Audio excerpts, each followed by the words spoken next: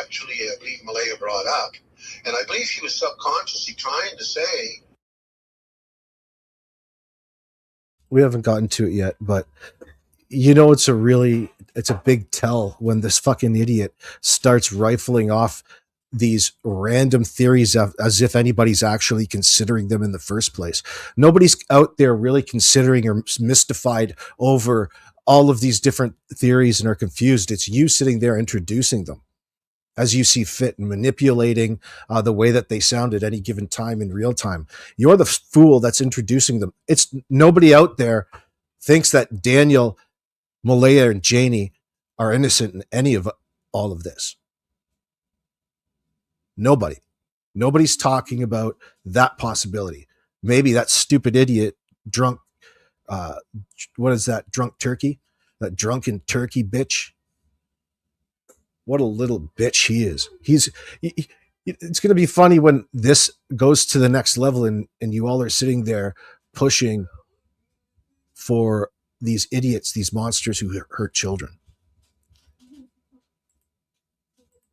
That Daniel maybe abducted the kids. Mm-hmm. Okay? And I think subconsciously she was trying to fucking get it out there, but just couldn't. Now, and then the second, see, her story changed off the start too. And then it was they got out the back door, the silent sliding back door, and they got into the woods. Right. Okay? Yeah, the silent door. Explain this to me. Mm-hmm. If Daniel's full version of this is that he was sleeping, Malaya went out on the side of the road with the kids, transferred them into a vehicle to ship them out of there. Malaya didn't know that Janie was in the trailer that was living in back there. She didn't know. She didn't think she was supposed to be home.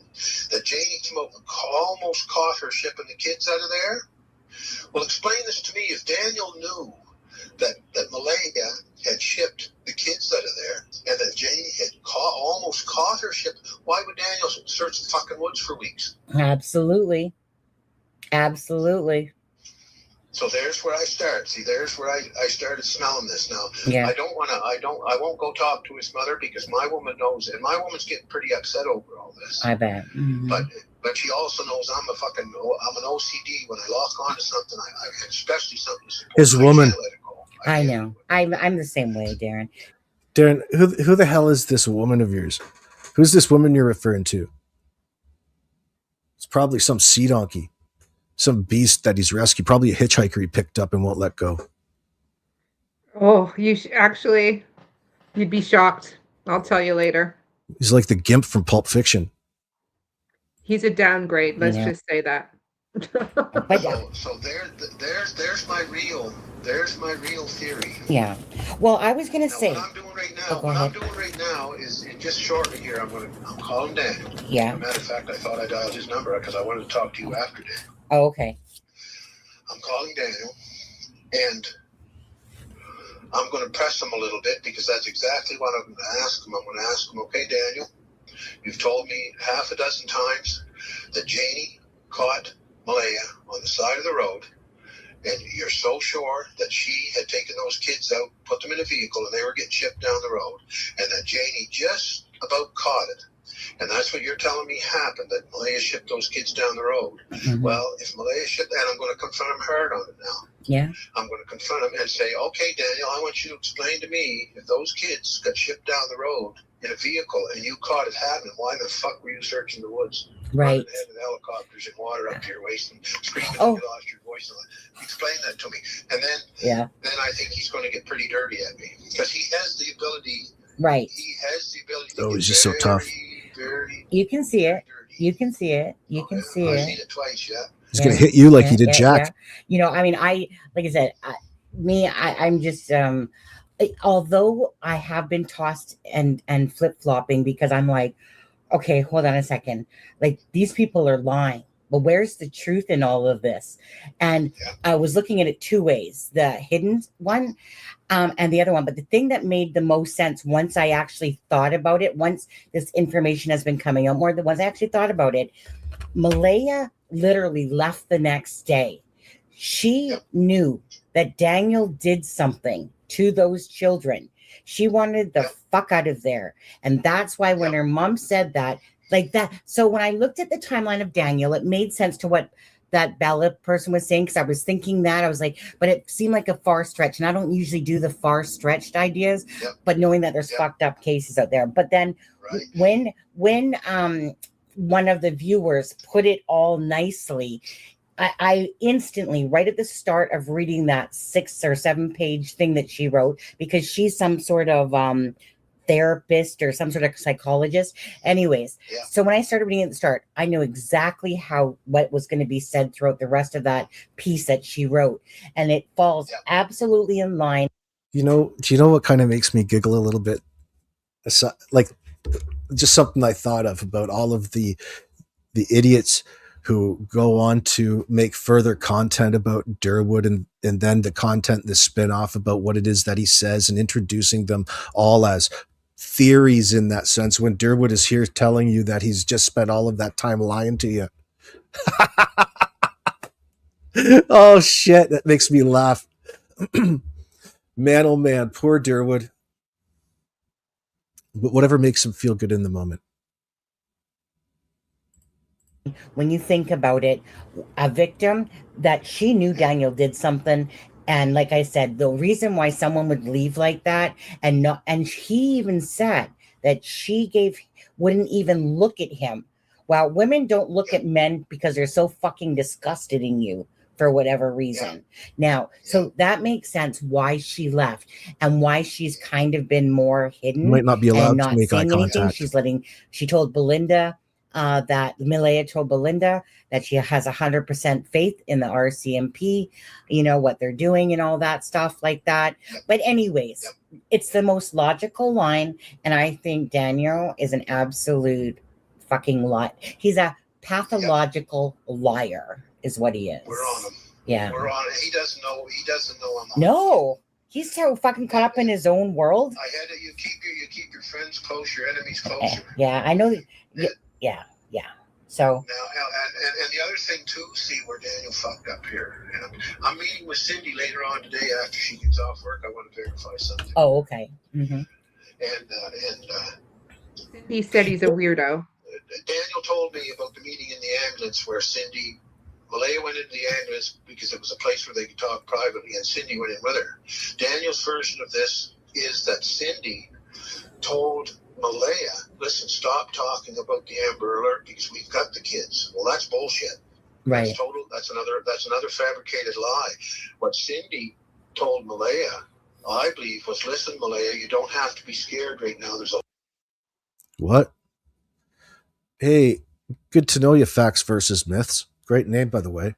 You're saying that Kent, think about all the time that Kent spends out there talking about the possibilities of Derwood's theories that he's introduced now.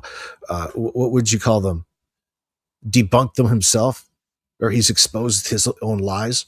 That's fantastic. Facts, you're saying Kent is likely partying with his old friend Tina Falconer and Shannon Hudson. I wonder who that is. I know. No, you're muted, Robin. I'm not muted. I hope. You're not muted. Okay. Yeah, Kent, people are out there and they say they be knowing you, son. You've been creeping around the Girl Scout meetings? A lot of people around to protect you. Come with me and we'll get you the fuck out of here right now. Yeah, something like that. And they never even finished talking to the cops or anybody. It was a U-turn in the middle of the street. They told Logan to get the baby seat out of the car and load their car, load Patty's car and Cindy's car, and get the fuck out of here. And that's exactly what they did. Mm-hmm. And then Daniel made it look like Malaya ran away from that halfway through questioning and halfway through everything. Right. Well, that's what really had a while. I thought it was my... See, it took me a while. When I looked at this, Malaya shut down. She wasn't talking right off the start after her first interview, right? So I couldn't get to Malaya. And so I even suspected that Cindy might be involved in this, her mother, strongly suspected, because I just couldn't understand how your daughter could be involved in this and how Malaya could be complaining to Cindy for months about Daniel and wanting out of there. Right. Cindy. Right.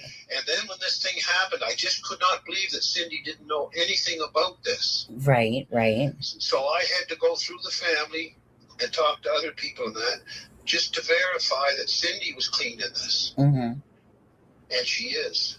It's totally Malaya. And I'm going to say this. I had to really go around and intimidate some people to make sure Cindy was clean and all this. And guess what, everybody? Guess what I found out? She's clean. Hey, guess what else, everybody? I really had to do some searching. You know who else isn't involved in this?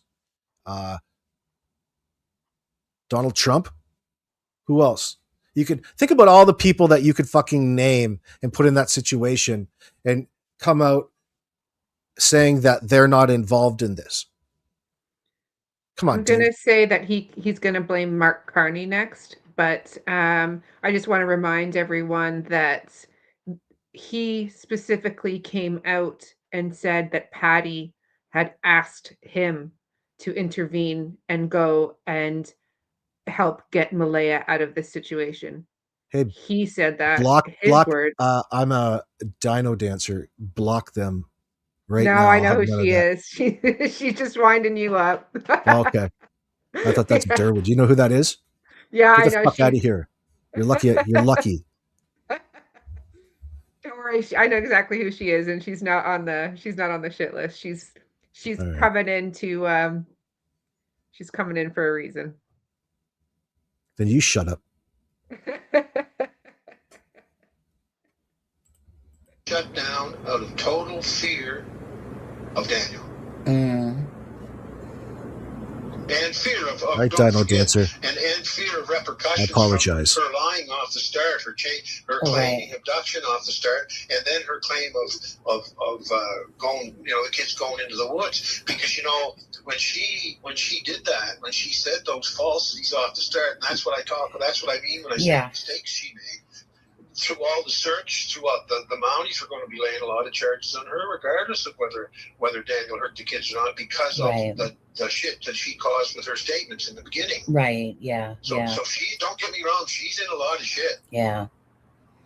Well, you reap what you sow at the end of the day, right? Meaning. What's that? I said you reap what you sow. At the end of the day, you have to be accountable for all your choices. Got nobody else to blame. You have to pay for your own mistakes, even if they're mistakes. Yes, absolutely. So somebody else will decide. Somebody else will decide that as far as Malaya once the kids are found. Like I said. Yeah. Yeah. Whether we get them at the table eating ice cream, which I don't think is ever going to happen. I think we're going to get bones in a box, but at least we'll get them. And then someone else is going to have to decide. What a thing to say. We can take care of Daniel when that happens. But then something else is going to decide what happens with Malaya, because I'll certainly help Malaya all I can, but I will walk away from the punishment. But I will not put punishment on Malaya. Right. He will walk away from the punishment. That's leakage. Then he corrects himself immediately after. Putting yourself in a position of having all of this knowledge and hanging it over a person at a point in time where you should know nothing about what's going on, but you're the only one that's gathering all of this information. Come on. The way that he goes on to portray this is fantastic. Well, because go ahead. I think she's mostly a victim in this. You know what? And chances are rightfully so. And, and we do the damnedest things sometimes. Women especially do the damnedest things for men. For whatever reason, sometimes we do stupid shit in sake of whatever, love or what fear or whatever on this. Now, just to ask you one last question, if you don't mind, because I know you want to call Daniel. When did this turn into an interview? When we start talking together, we never seem to stop. Well, I'm a talker. You're a talker. I've been in customer service for 40 years almost. Okay.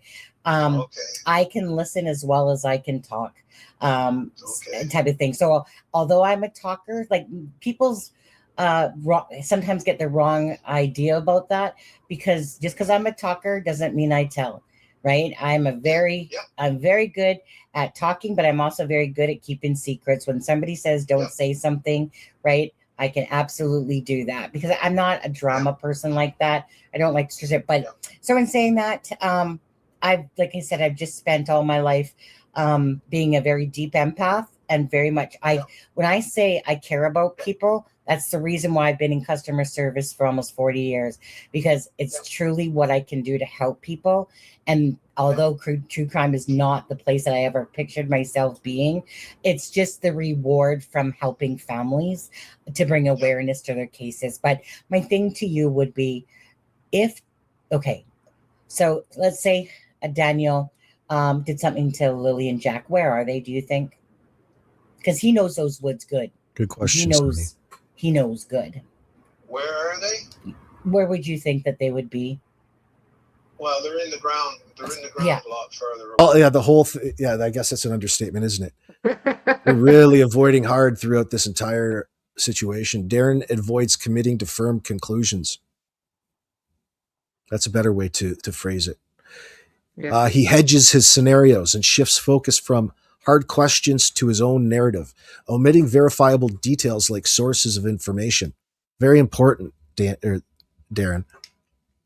But I think he plays that game knowing that the cops can't hold him to anything, and he won't, he won't go on the record with the police in that sense for fear of charges. So it's going to be interesting to see the second time come around when the RCMP come to visit him after that conversation, which is a lot more specific than anything they talked to him in the first place about. So hedging on scenarios, this may turn out to be that they're both involved. It doesn't make sense through it all. He presents three possibilities: Daniel's guilty, innocent, or both, without resolving them, avoiding a definitive stance. Evasion on kids' location when asked directly. Where are they, do you think? By Sonny. He generalizes. They're in the ground a lot farther away than the search went on, And that's where, because Daniel is not a dumbass. That's Darren's quote. No specifics despite claiming expertise.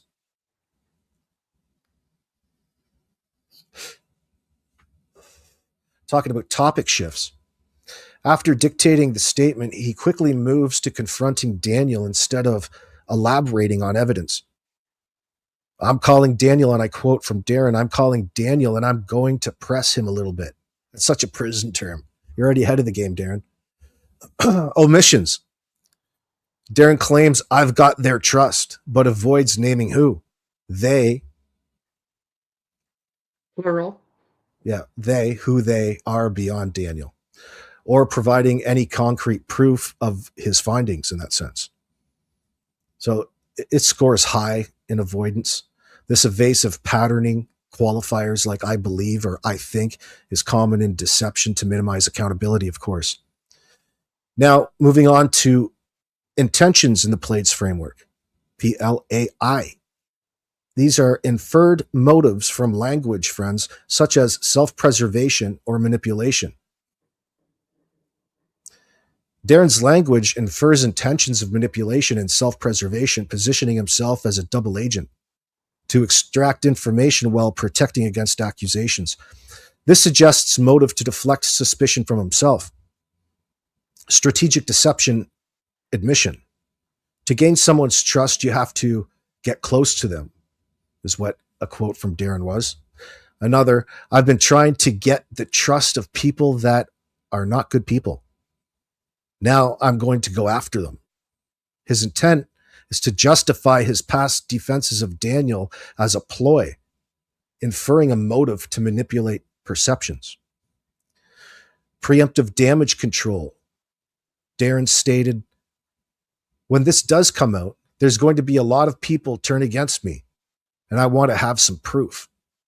His intent with this is to create a recorded defense for future use motivated by fear of exposure.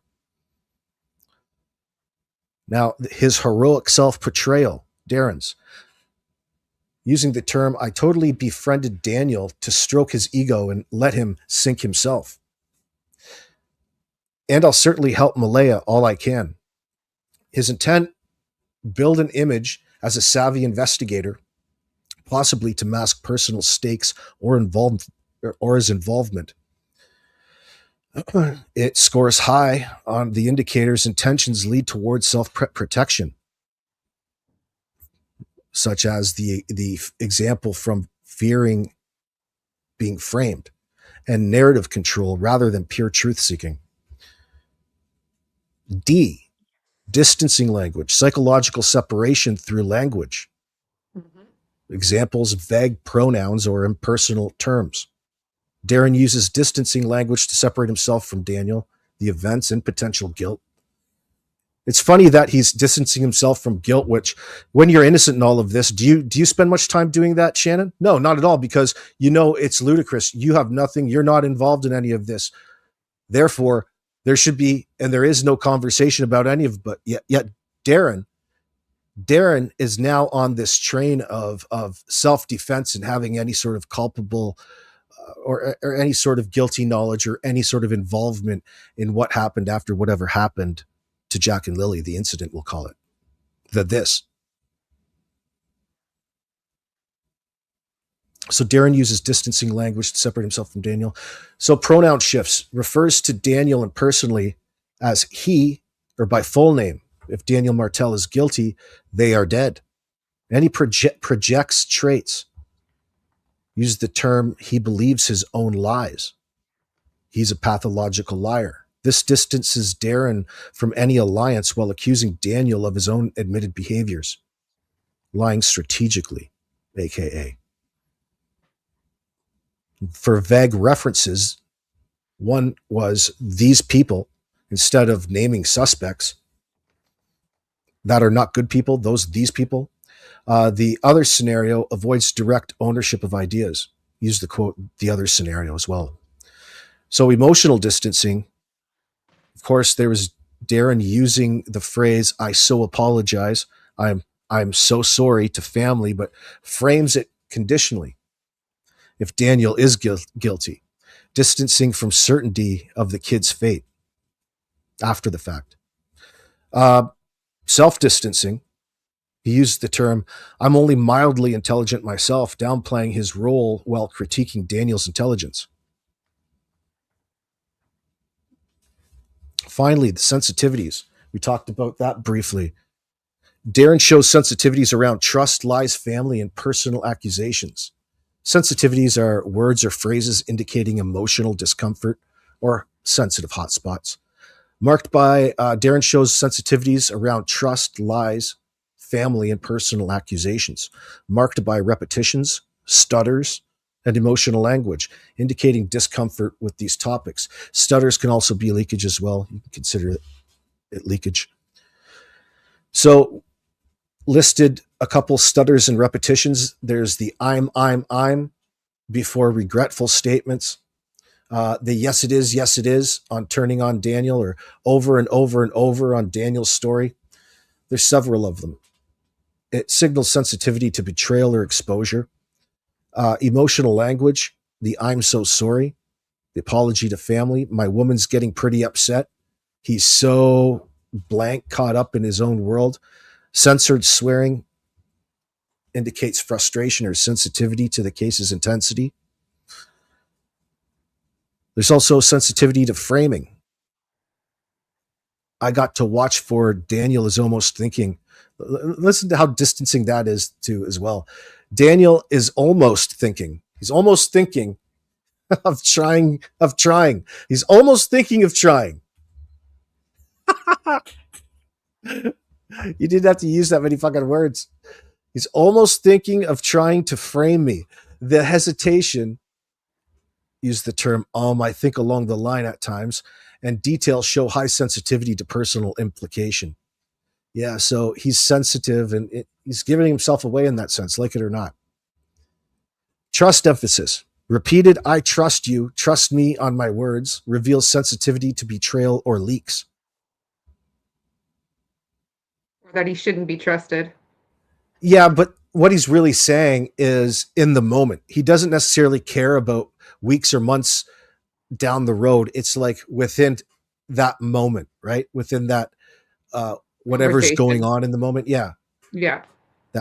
So he fits into that lying in real time. It's where he likes to linger. So sensitivity to framing. just did that trust emphasis. Repeated "I trust you, trust me" reveals sensitivity to betrayal or leaks. Overall, it scores high in sensitivities. This is fucking across the board high. The emotional cues, stutters and swearing, cluster around self-image and family, suggesting discomfort from potential deception or guilt. So using PLAIDS, Mike Demand, Darren's statements exhibit strong signs of deception, according to the standards, high in priority, avoidance, intentions, and sensitivities, moderate in leakage and distancing. The overall pattern suggests he's crafting a narrative to protect himself, possibly due to hidden involvement or knowledge in Jack and Lily's disappearance. Well, yeah, that's what we're trying to say to everybody. Thank you. So it's interesting you don't need to run these through any indicators, everybody, but it's a great tool when you're using it alongside everything else. Just make sure the transcript is right, or it could really, really mess you up. So, Shannon, what do you think about Derpwood? What do you think about where he is with this particular statement? Well, my initial message to you was that I felt that it was one of the most clear indications that he had more skin in the game than well, I always thought there was something going on, but this kind of solidified it for me. Yeah, well, we still don't know exactly how much or what it is, but yeah, after hearing that, it's hard to dismiss Darren